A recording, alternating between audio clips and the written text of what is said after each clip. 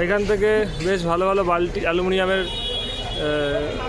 বাসন আছে, সুন্দর সুন্দর বালতি আছে, হাঁড়ি আছে।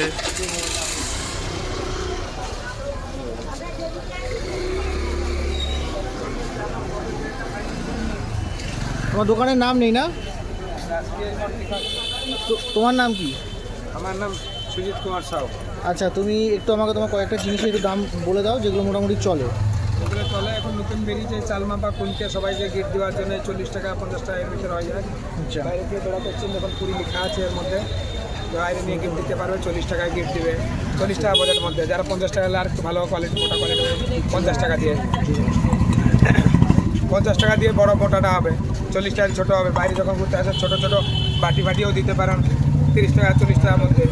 সবাইকে গিফট দেওয়ার জন্য বাইরে থেকে এসেছিলো, পুরীতে গেলে প্রসাদ নিয়ে দান করা হয়। ছোটো ছোটো ডিশ, বাটি, বালতি, বাচ্চাদের খেলনার জন্য খেলনা প্যাকেট বেরিয়েছে, খেলনা প্যাকেট 100 টাকা। আর এমনি বালতি বেরিয়েছে 90 টাকা, 100 টাকা।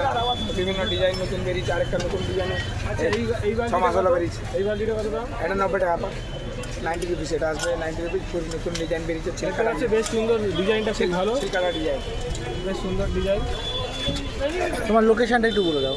আমাদের লোকেশনটা আছে পুরী স্বর্গদ্বার থেকে 100 মিটার মন্দির যাবার রাস্তায়, দীনবন্ধু বাড়ির সামনে। এই বিল্ডিংটার নাম হচ্ছে শ্রী রাসবিহারী মঠ, শ্রী রাসবিহারী মঠের নিচে। ধন্যবাদ দাদা, আসলাম। আপনার নামটা কি?